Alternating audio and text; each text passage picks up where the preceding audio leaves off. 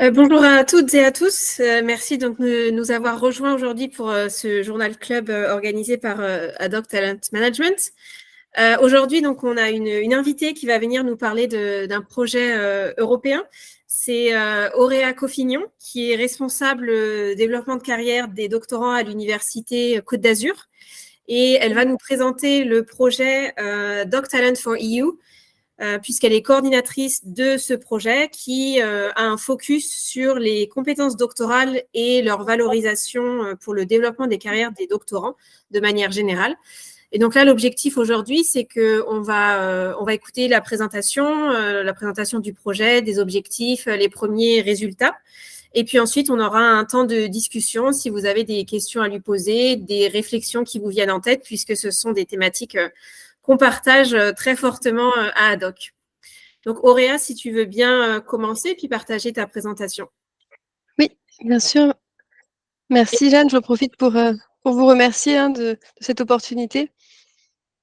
C'est vrai que c'est toujours intéressant pour nous de pouvoir parler du projet européen et d'en discuter. Donc voilà, comme vous disiez, je vais présenter le projet Doc Talent for EU, donc qui se veut catalyseur de succès pour les doctorants. En fait, on est plusieurs universités en Europe à être partis du même constat que les doctorants, on en formait de plus en plus et qu'ils n'avaient pas forcément de poste dans la recherche académique à long terme, de poste permanent, qu'il fallait de plus en plus pouvoir les orienter dans le secteur non académique, que ce soit le secteur industriel, les collectivités territoriales, les associations, dans la création d'entreprises. Et donc, c'est en partant de là qu'on s'est dit que peut-être il fallait faire évoluer nos programmes de formation, aussi la reconnaissance des compétences acquises par les doctorants au cours de leur doctorat, parce que c'est vrai qu'il y a une vraie méconnaissance, bon, surtout en France, mais pas que, dans d'autres pays d'Europe également, sur, sur le profil du doctorant, un jeune docteur, qu'est-ce qu'il peut apporter dans une entreprise. Et parfois même, c'est les doctorants eux-mêmes qui ne savent pas, qui n'ont pas conscience des compétences qu'ils acquièrent au cours de leur doctorat et de leurs activités de recherche. Donc, c'est à travers ce projet qu'on essaie de travailler sur ces différents aspects. Donc, pour vous le résumer un peu, c'est un projet européen qui est entièrement financé par l'Union européenne à hauteur de 1 million, plus de 1 500 000 euros. Et donc, il vise à améliorer l'employabilité des jeunes docteurs grâce à un système de reconnaissance fort, visible et innovant des compétences transférables les plus demandées sur le marché du travail et que les doctorants acquièrent ou acquerront au cours de leur formation doctorale et de leurs activités de recherche. Quand on parle de compétences transférables, c'est un terme qui est parfois controversé. Des fois, on dit compétences transversales, soft skills. Bon, il y a plusieurs termes, mais en fait, c'est tout simplement pour désigner les compétences acquises par les doctorants qui pourront être utilisées dans d'autres secteurs d'activité que leur projet de recherche. Le consortium a aussi adopté une approche multi-acteurs impliquant des parties prenantes du secteur non académique, entreprises, collectivités territoriales, ONG, afin de proposer de nouvelles formations permettant d'acquérir ces compétences transférables et de développer les Local Talent Management Centers. Donc, en fait, ce sont des centres d'accompagnement des talents pour les doctorants qui sont développés au sein de chaque université. Le projet développe également un nouveau prototype basé sur le machine learning pour aider ESCO. Donc, ESCO, c'est le système de classification européen des compétences. Donc, pour le mettre à jour et prédire en permanence les compétences les plus demandées sur le marché du travail concernant les titulaires de doctorat, en se basant sur les compétences attendues dans la collecte des offres d'emploi. Pour vous présenter un peu le consortium, il est constitué de 7 universités de 6 pays différents et d'un réseau d'universités, l'EUF, donc, qui est représenté ici en vert clair, mais en fait aussi en vert foncé parce que on est tous membres de l'EUF pour la plupart dans le consortium. Et des universités, en tout cas, il y a des universités dans ces pays qui sont aussi membres de l'EUF, donc c'est un gros réseau d'universités européennes. Et, donc, je vais revenir après plus en détail sur les différentes universités impliquées. Et le projet est soutenu par 18 partenaires issus de l'industrie et d'organismes gouvernementaux qui travaillent dans divers domaines, l'ingénierie, développement durable, développement social et commercial. Donc ça, ce sont les 18 partenaires qui nous ont soutenus dès le moment du dépôt de projet à la Commission européenne. Et depuis, ça s'est effectivement développé. Donc là, pour vous présenter un peu l'équipe, on est une équipe très diversifiée, donc de différents parcours, différents profils. On a des personnes qui viennent de l'administration, des professeurs, des chercheurs, des directeurs d'écoles doctorales. Donc on travaille tous ensemble pour œuvrer dans ce projet. On a des réunions mensuelles, en ligne évidemment, mais on se voit aussi en présentiel. Donc là, c'est prévu 3 fois au cours de ce projet. On s'est déjà rencontrés à Nice, à Bergen La prochaine réunion est prévue à Limerick. On fait aussi appel à l'Advisory Board, donc qui est constitué de représentants d'Eurodoc, qui est le Conseil européen des doctorants et des jeunes chercheurs, également du Conseil de la formation doctorale de l'EUA, donc l'Association d'universités européennes. Et on a un représentant aussi de Tress Académique, qui est une entreprise située en Allemagne et qui travaille sur l'accompagnement des doctorants qui souhaitent poursuivre dans le secteur académique. Pour vous présenter un peu le plan de travail du projet, donc on a 4 piliers principaux. Le premier pilier est piloté par l'Université de Iași en Roumanie, donc qui vise à définir les compétences que les doctorants ont besoin d'acquérir en cohérence avec le marché du travail actuel. Et donc, à partir de ces résultats, on a pu travailler à la conception de nouvelles formations. Ça, c'est le pilier 2 qui est porté par l'Université d'Alcalá en Espagne. Et en parallèle, le pilier 3, donc, qui est de développer un système de reconnaissance de ces compétences acquises à travers les nouvelles formations et les activités de la recherche pour reconnaître les compétences des doctorants. Et ça nous dirige vers le 4e pilier, donc sur le développement de carrière des doctorants, qui est piloté là par l'Université de Western Norway en Norvège. Et donc voilà, tout s'imbrique et on travaille tous ensemble, même si on a chacun qui pilote un pilier, on travaille tous ensemble sur chacun de ces piliers. On bénéficie aussi de l'expertise de l'Arctic University of Norway, qui avait piloté un projet, coordonné un projet similaire par le passé, et donc qui est en charge d'évaluer les travaux effectués. L'EUF, elle, est en charge de la communication, de la dissémination et de l'exploitation des résultats. Comme il bénéficie d'un large réseau, ça nous permet vraiment d'augmenter l'impact aussi de notre projet. Donc comme vous l'avez compris, l'Université Côte d'Azur, elle est en charge de la coordination du projet.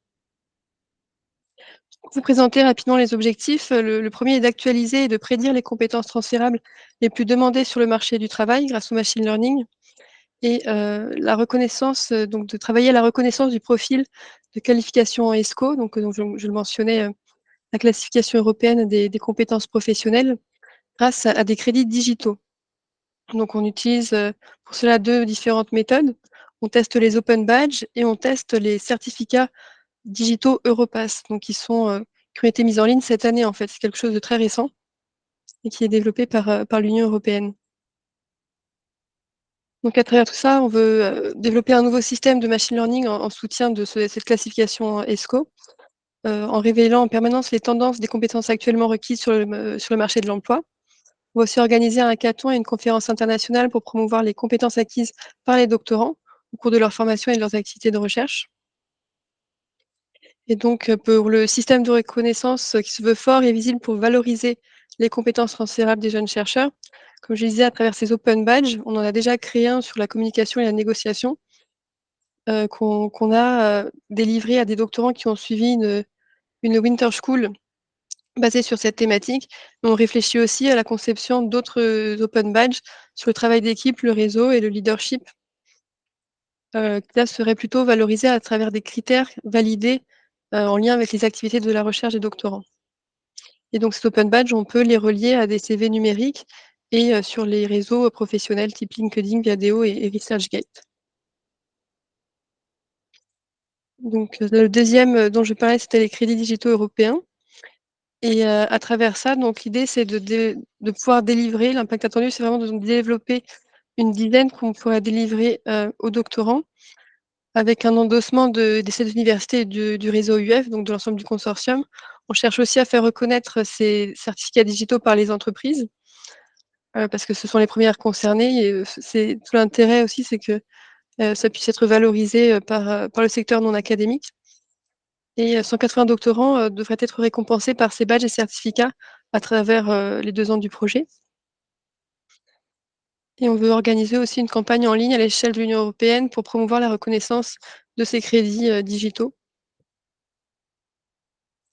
Le troisième objectif, c'est de renforcer les compétences transférables des doctorants à travers la coopération avec le secteur non académique pour répondre aux besoins du marché et de la société en lien avec les objectifs de développement durable. Donc ça, c'est le programme qu'on avait déposé au moment de déposer le projet, en se basant sur des quelques études qu'on avait pu trouver et aussi sur le projet Documents que j'ai mentionné tout à l'heure. Et on avait prévu donc d'organiser un premier bloc de formation sur Effective Communication, Negotiation and Science Diplomacy, teamworking and networking et personal effectiveness and leadership. Donc là, on voit que chaque formation, en fait, se réfère, aux compétences de la classification ESCO, qui nous avait, à l'époque paru, les plus prioritaires. Et donc, à travers, ce programme de formation, on voulait développer 2 phases test. Donc, on a 2 phases au cours des 2 années du projet pour implémenter à chaque fois chacune des 3 formations. Donc ce qui mobilise plus de 20 enseignants et formateurs, académiques et non académiques. On cherche vraiment à chaque fois à intégrer au maximum le secteur non académique à travers notre travail pour s'assurer, de la cohérence avec ce qu'on fait. Donc à l'issue du projet, c'est plus de 180 doctorants qui devraient être formés, sur ces formations. Et le 4e objectif est de favoriser la poursuite de carrière grâce aux Talent Management Centers, locaux. Donc, je les ai déjà mentionnés, un peu plus tôt. C'est des centres d'accompagnement où on va proposer des services aux doctorants en lien avec l'employabilité, le parcours, professionnel et le plan de carrière. Et l'idée, c'est de relier chacun de ces centres d'accompagnement, à travers un site qui s'appelle PhD Hub, donc qui est porté par l'EUF et qui est issu d'un autre projet européen. Permet de connecter vraiment tous ces centres d'accompagnement des différentes universités d'Europe. Et donc à travers le projet, on va avoir ces 7 centres d'accompagnement des talents. Donc c'est 84 à 100 doctorants qui vont être accompagnés sur les 2 années, phase test du projet. Et à plus long terme, donc on va essayer de promouvoir au maximum les résultats du projet pour développer et améliorer, les centres d'accompagnement des autres universités d'Europe. Donc on en vise une quarantaine à travers les réseaux de l'EUF, de l'UACDE et des universités européennes. Parce qu'on a, donc dans notre consortium des universités qui font partie des alliances d'universités européennes.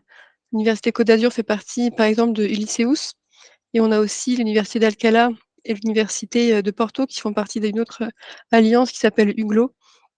Donc ça, c'est aussi des très bons dispositifs et des très, très bons moyens d'atteindre d'autres universités et de collaborer avec d'autres universités. Donc pour l'objectif d'avoir 480 à 600 doctorants qui sont accompagnés. Sur la phase pilote évidemment, puisque après une fois que le centre est établi, on peut en accompagner, bien davantage au sein de chaque université. Donc l'état de progression du projet sur la définition des compétences les plus recherchées sur le marché de l'emploi. On a collecté les compétences recherchées dans 289 offres d'emploi au niveau doctorat et à travers ça, on a pu identifier un top 10 en se basant toujours sur la classification ESCO que je mentionnais plus tôt. Donc on retrouve ici, le travail en équipe, la communication, heu, les approches proactives, le fait de travailler en équipe, le leadership, la résolution de problèmes, le fait de maîtriser les langages. Donc ça, c'était vraiment souvent l'anglais qui était demandé, hein, et aussi, idéalement la langue du pays dans lequel on veut travailler. Cette, voilà, demonstrating willingness to learn, donc ça, c'est quelque chose qui est très, typique aussi des doctorants, qui est à valoriser. Le fait de toujours, apprendre, ça fait vraiment partie du parcours du doctorant. Et processing information, idea and concept, donc ça, c'est vraiment des qualités que le doctorant développe et qui sont pas toujours, valorisées. On a aussi, réalisé une enquête auprès des entreprises. Donc là, on a pu collecter des réponses de 89 entreprises à travers, l'Europe, donc pour faire, le même top 10. Donc certaines choses se recroisent, d'autres non, mais de la même façon, on a pu identifier, le top 10 des compétences les plus recherchées, par ces entreprises. Et donc, en recroisant les données, on a aussi été rechercher, nous, dans nos universités, quelles formations on proposait déjà aux doctorants, pour, pouvoir cibler les compétences qui étaient à développer, donc les plus recherchées et en même temps qui n'étaient pas offerts, offerts, dont la formation n'était pas offerte au sein de notre université. C'est ce qu'on voit ici, en fait. Heu, Vous avez la colonne offered by training very low, donc ça veut dire que c'était une compétence qui est très recherchée à la fois à travers l'enquête, des questionnaires et à travers les offres d'emploi, mais qui n'était pas proposée au sein de notre université. Et donc quand on voit en revanche qu'il y avait déjà une proposition forte au sein de l'université, on a jugé qu'il était moins prioritaire de les cibler au cours des formations qu'on voulait concevoir, puisque l'offre était déjà disponible au sein de nos universités. Et c'est de cette façon donc qu'on a pu, cibler 8 compétences, sur lesquels on voulait vraiment travailler à travers nos nouvelles formations. Donc, qui sont la maîtrise des langages, notamment l'anglais, le fait de travailler avec des outils digitaux, des outils numériques, le fait de travailler efficacement, adopter une approche proactive, maintenir une attitude positive, démontrer cette envie d'apprendre, supporter les autres et supporter les autres, en tout cas se soutenir les uns les autres et aussi, le fait d'avoir du leadership. Donc là, sur la deuxième colonne, vous voyez l'outil ResearchComp qui est aussi un outil de la Commission européenne qui est axé sur les compétences des chercheurs. Donc ça, c'est un autre référentiel de compétences, qui est intéressant de connaître et sur lequel on travaille en parallèle, d'ESCO. Donc ça a été aussi vérifié à travers des entretiens, plus directs avec les entreprises et confirmé, à travers nos échanges. Sur, le développement du système de machine learning, donc ça, c'est quelque chose qui est piloté, directement par l'université de Iași en Roumanie. Donc ils ont fait un travail qui a déjà été publié, accepté là très récemment le 8 mars, dans un journal, disponible en open access. Donc qui explique un peu la méthode de classification de ces compétences transférables, heu, à travers l'étude des offres d'emploi. Mais moi, je pourrais pas vraiment vous parler des aspects techniques parce que je les maîtrise pas du tout, mais en tout cas, si ça vous intéresse, il y a cette publication qui est, heu, qui est disponible. Sur les 3 formations, du coup, on les a légèrement retravaillées, les 3 formations qu'on avait prévues au départ, en sachant que sur la première, on a retiré le bloc Science Diplomacy qui parlait pas du tout aux doctorants aussi, donc parce que, c'est une thématique qui est très à la mode en ce moment. Mais c'est vrai que, ça parle pas du tout aux doctorants et du coup, ça pouvait presque être rédhibitoire pour eux de voir ça dans le nom de la formation. Heu et du coup, on l'a retiré, mais on aborde quand même cet aspect au sein de la formation. Et donc on voit qu'on avait déjà, au début du projet, identifié 3 compétences qui étaient, le plus recherchées sur le marché de l'emploi et aussi peu, proposées par, l'offre de formation des universités. Et en orange, en fait, on retrouve 2 compétences qui étaient effectivement très recherchées, mais dont l'offre était déjà disponible au sein de nos universités, donc moins prioritaires. Mmh. Ici, vous voyez le tableau, en fait, qui présente, les 3 formations, qui sont alors certaines d'entre elles sont en cours de conception et enfin la deuxième est encore en cours de conception et la première et la troisième sont en cours d'implémentation sur la première phase test. Et donc on retrouve ici toutes les compétences, qui sont acquises à travers, ces formations. Donc sur la classification ESCO, la classification ResearchComp et le système de reconnaissance de ces compétences à travers, un open badge pour, la première formation, plus un certificat digital Europass. Et pour les 2 autres formations, on va pas délivrer d'open badge, mais uniquement des certificats, digitaux, Europass. Parce qu'en fait, pour, l'open badge, c'est, relié au MOOC qui est accessible, à tous. Donc, les doctorants vont suivre des formations en présentiel, mais dans le cadre d'un MOOC, c'est ouvert à tout le monde. Donc tous les doctorants d'Europe vont pouvoir en bénéficier et on ne pouvait pas leur délivrer à eux directement un certificat digital Europass vu que c'est relié à l'université. Mais en revanche, les open badges qui sont beaucoup plus ouverts peuvent être délivrés, à tous ceux qui vont suivre, ce MOOC.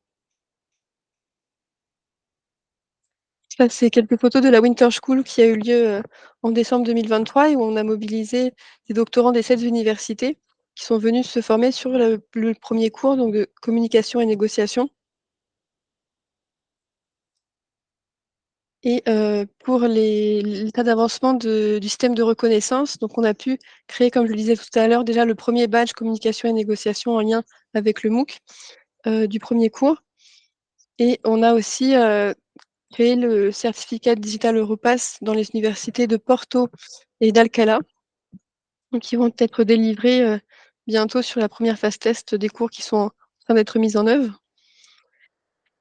Donc les impacts, je les avais déjà présentés, mais ici j'ai mis en rouge en fait les 5 endossements du secteur non académique parce que c'est vrai que c'est une difficulté qu'on rencontre de, d'obtenir l'endossement des pardon, pas des universités, mais des entreprises pour valider les compétences acquises à travers, les formations.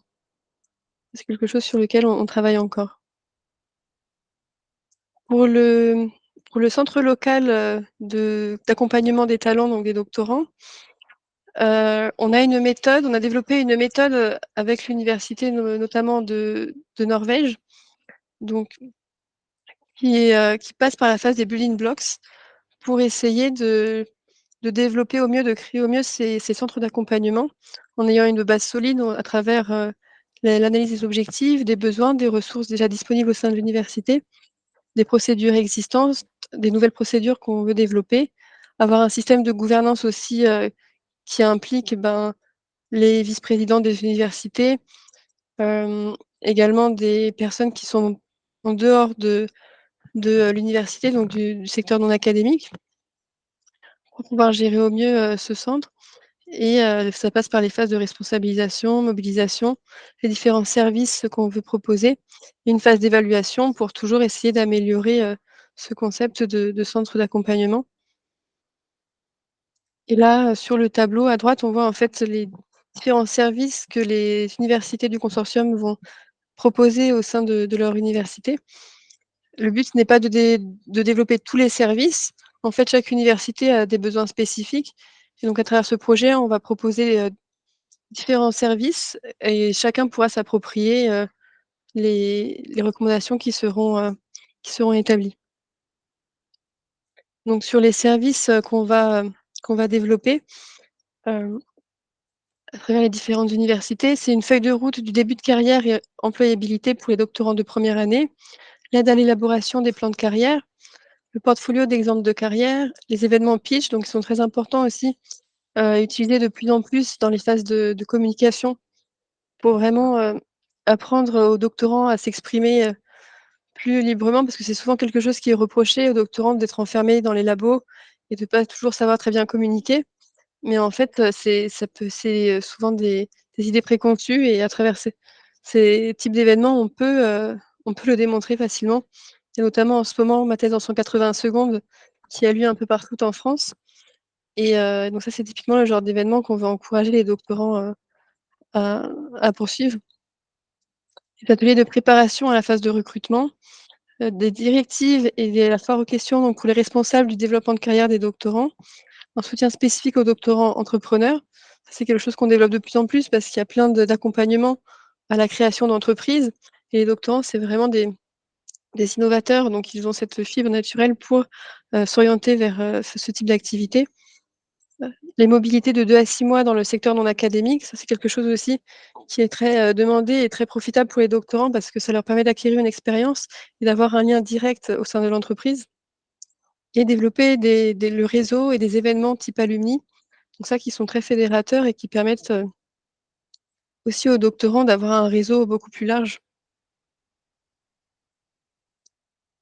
Donc les ressources disponibles d'ici la fin du projet, auxquelles les universités pourront accéder une fois le projet achevé, c'est la liste des compétences transférables les plus demandées actuellement sur le marché du travail, à travers donc les études que j'ai présentées et le système de machine learning. Le manuel d'utilisation des open badges et des certificats numériques Europass pour que chacun puisse s'approprier en fait, ce système de reconnaissance des compétences acquises par les doctorants.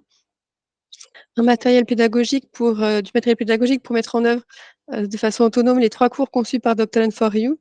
Donc l'idée, c'est pas que nous, on aille dans toutes les universités pour faire ces formations à leurs doctorants, mais plutôt de fournir le matériel pédagogique pour que chacun puisse se l'approprier et développer leur propre formation au sein de l'université. Et enfin, donc des recommandations pour créer ces centres locaux d'accompagnement et accompagner les doctorants dans leur développement de carrière, à travers les différents services que je vous ai présentés. Donc voilà, j'en ai fini pour la présentation. Merci pour votre attention. Merci beaucoup, Auréa, pour la présentation du projet et puis les différents avancements, les résultats, là où vous en êtes et ce qu'on peut attendre pour la suite. Maintenant, je propose qu'on ouvre à la discussion. Est-ce qu'il y a des questions qui ont émergé de la présentation? Oui, Amandine. Bonjour Auréa et merci pour cette présentation.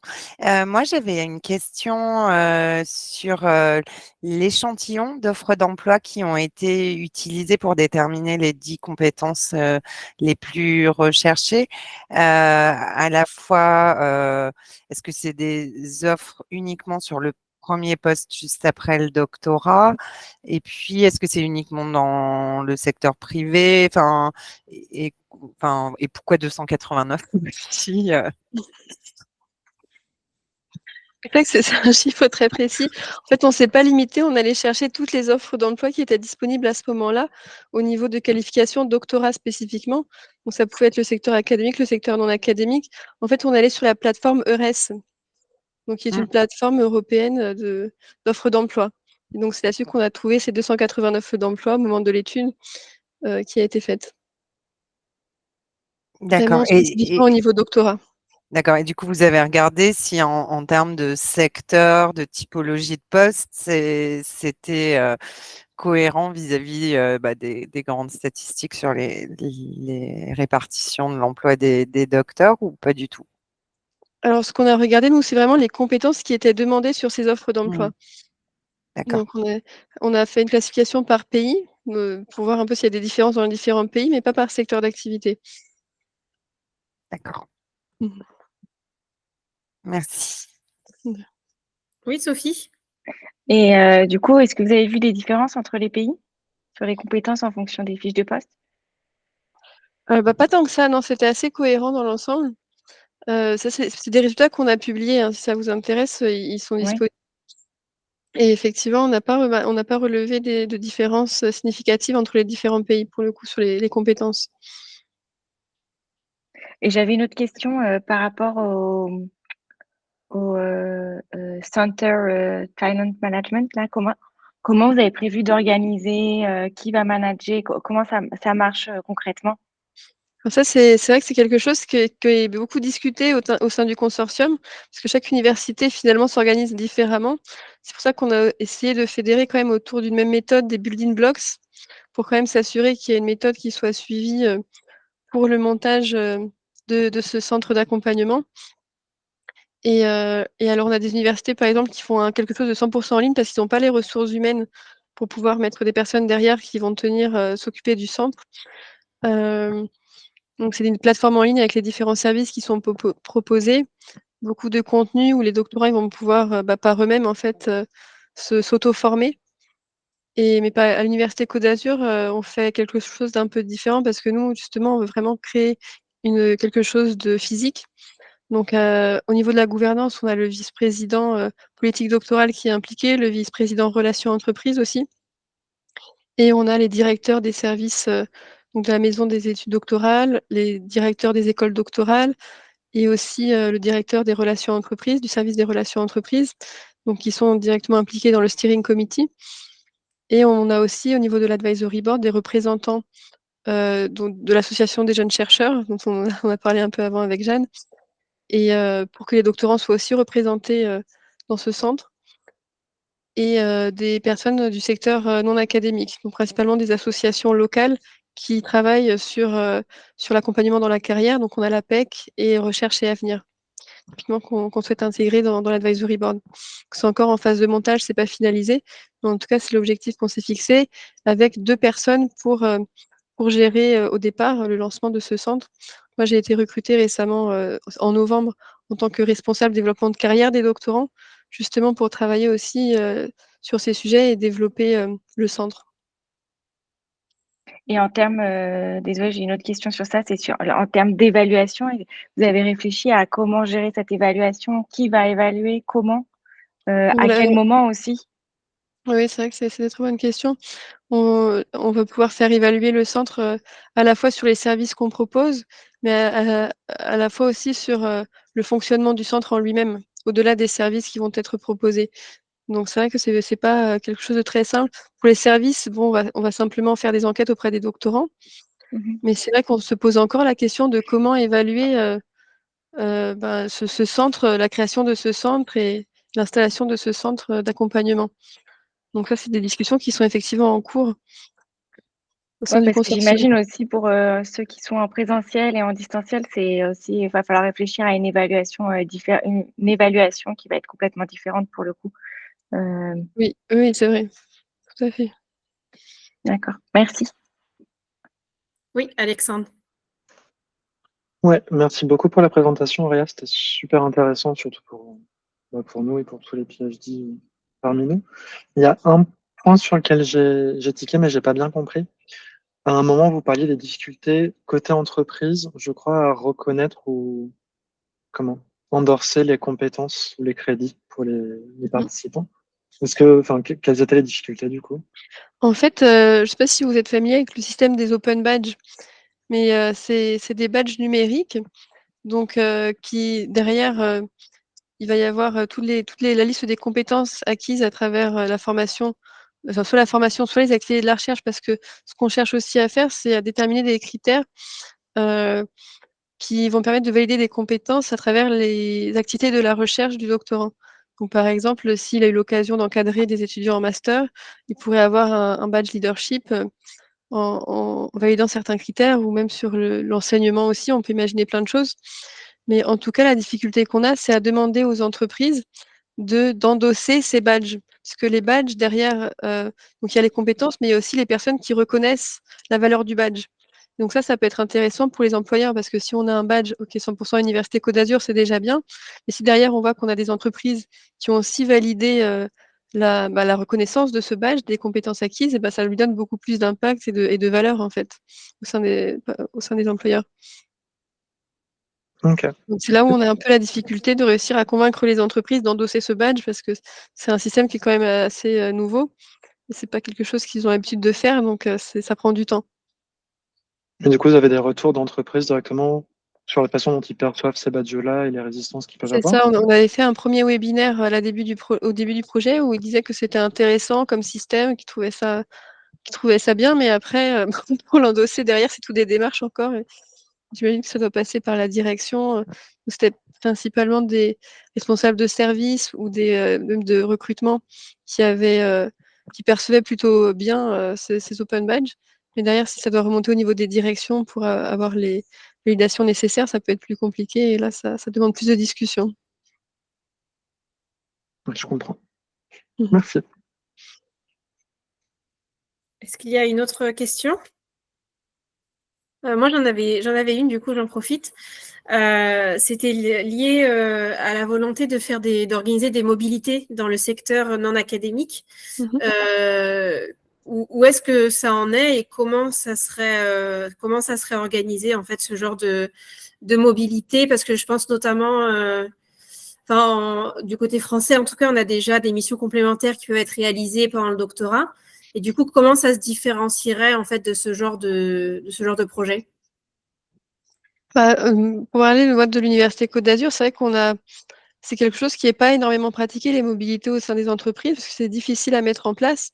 2 à 6 mois en plus, c'est assez long sur 3 ans de thèse. Donc on peut avoir aussi des réticences des superviseurs. L'idée, c'est vraiment d'intégrer une mobilité qui soit liée au projet de recherche, pour que comme ça soit intégré directement dans le travail de thèse du doctorant. Et donc à travers des conventions de partenariat avec l'entreprise. Donc on a aussi ce qu'on appelle des learning agreements, pour bien établir à l'avance ce que va faire le doctorant pendant cette mobilité. Et une convention de partenariat pour discuter de tout ce qui est propriété intellectuelle aussi. S'assurer de ça, c'est des points qui sont importants quand on travaille dans l'entreprise. Et de l'intégrer dans le programme de formation du doctorant. Parce qu'en fait, à l'Université Côte d'Azur, nous, on a 90 heures de formation à faire valider sur les 3 ans, 30 heures de formation scientifique, 30 heures de formation professionnalisante et 30 heures au choix entre les deux. Donc ça, c'est spécifique aussi de chaque université. Mais en tout cas, on pourrait, à travers ces mobilités, valider un certain nombre d'heures de formation professionnalisante.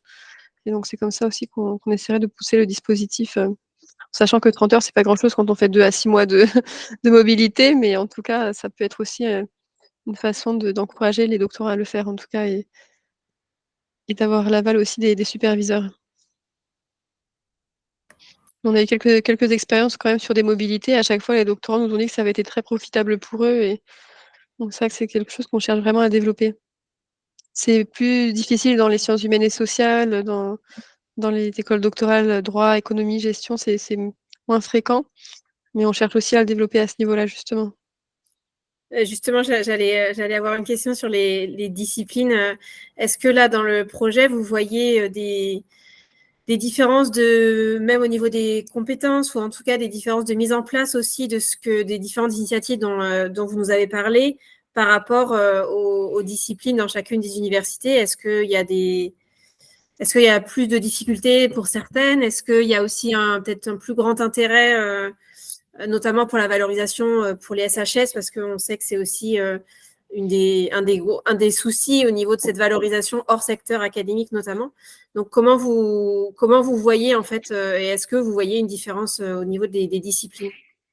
Oui, on voit vraiment une différence au niveau des disciplines, que ce soit en termes des compétences, des compétences acquises par les doctorants, ça va dépendre desquelles compétences aussi, parce qu'il y a quand même un socle commun important. Mais après, pour tout ce qui est communication, leadership, ça dépend des expériences. Là, ça va pas être tant propre à la discipline qu'à l'expérience du doctorant au cours de ces 3-4 ans de thèse. Mais là où on voit des différences, en fait, c'est plus sur la construction du plan de carrière après le doctorat. Donc c'est vrai qu'en sciences humaines et sociales, ils n'ont pas du tout cette vision de soit créer des entreprises ou s'insérer dans le secteur industriel. C'est pas quelque chose auquel ils vont réfléchir pendant leur thèse. Et finalement, ils vont se retrouver coincés un peu tard parce qu'ils n'auront pas anticipé cette idée-là. Alors que quand on va sur les disciplines plus biologie, intelligence artificielle, ou ce type de discipline, ils vont déjà avoir être sensibilisés au secteur industriel et du coup essayer d'anticiper la chose et de préparer au cours de leur thèse des opportunités pour s'orienter plus vers ces secteurs-là.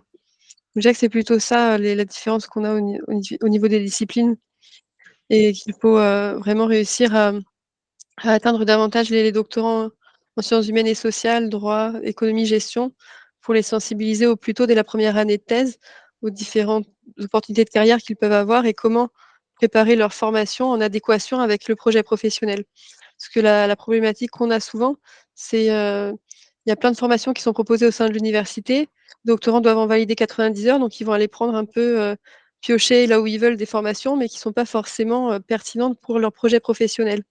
Alors que si on les accompagnait dès le départ, ça pourrait permettre quand même de faciliter, d'adopter le bon parcours en fait, de formation en cohérence avec le projet professionnel. Ok, merci pour la précision là-dessus. Sophie? Oui, j'ai une dernière question par rapport à ce que vous venez de mentionner sur la préparation du parcours professionnel dans les disciplines telles que la biologie et l'IA. Est-ce que vous voyez aussi des différences entre des doctorants qui auraient une formation d'ingénieur en amont et des doctorants qui viennent du milieu juste universitaire? Est-ce que vous avez vu des différences entre ces deux types de profils? Oui, c'est vrai qu'il y a des différences dans ce type de profil. Et là, je parle même plus en termes de bilan de compétences parce que nous, on utilise à l'université un outil de bilan de compétences et c'est vrai que le profil des ingénieurs est différent du profil des doctorants. Des doctorants-chercheurs qui ont eu un parcours purement universitaire. Mais c'est des parcours qui sont complémentaires en fait. Mais là où là c'est plus un point de vue personnel que je vais dire, mais parce qu'en fait ce que j'ai pu observer, c'est que comme c'est des profils qui sont différents, quand on a un ingénieur qui derrière fait un doctorat, ça devient compliqué en fait parce que c'est presque deux courants différents. Donc les ingénieurs, ils sont plus dans la conceptualisation, le suivi des procédures, quelque chose une rigueur, quelque chose de très précis. Et les chercheurs, les doctorants, ils sont plus dans le côté innovant, rechercher une ouverture intellectuelle qui est différente du côté pas formaté, mais en tout cas dans les écoles d'ingénieurs, ça a vraiment cette réputation-là d'avoir un formatage particulier. Et c'est ce qui fait d'ailleurs que dans le secteur industriel, ils sont beaucoup plus recherchés aussi, ces profils. Parce que la France, elle a développé les écoles d'ingénieurs dans ce sens pour les orienter vers le secteur industriel. C'est pour ça qu'ils sont pris bien plus souvent que des doctorants qui ont un profil différent. Alors quand ils ont la double formation, c'est là où ça devient compliqué et où on sait plus trop où les positionner. Mais c'est vrai qu'il y a une différence en tout cas entre les deux qu'on a pu constater. Et à mon sens, c'est vraiment des profils qui sont complémentaires. On a besoin des deux au sein de partout, en fait. Est-ce qu'il y a une dernière question avant qu'on clôture le Journal Club? Non? Ok, ben merci beaucoup Auréa de nous avoir présenté le projet. C'était vraiment intéressant. Puis je pense que du coup, on va garder contact pour la suite et pour continuer les discussions sans doute même avec les chercheurs du laboratoire ad hoc où je pense qu'il y a pas mal de thématiques et au niveau surtout de la classification, des compétences, du travail que vous avez fait qui pourrait être vraiment intéressant. Et n'hésitez pas non plus à nous partager la publication dont vous avez parlé, là, qui était par rapport au travail qui a été fait sur les, oui, sur ça et puis sur les compétences qui ont été extraites. Comme ça, on pourra la partager aussi au reste des personnes. Merci beaucoup d'avoir pris de votre temps pour nous présenter tout ça. Merci à vous. Et puis, à très bientôt. Merci à tout le monde aussi d'avoir participé et puis d'avoir échangé avec Auréa. Merci. Merci, bon après-midi.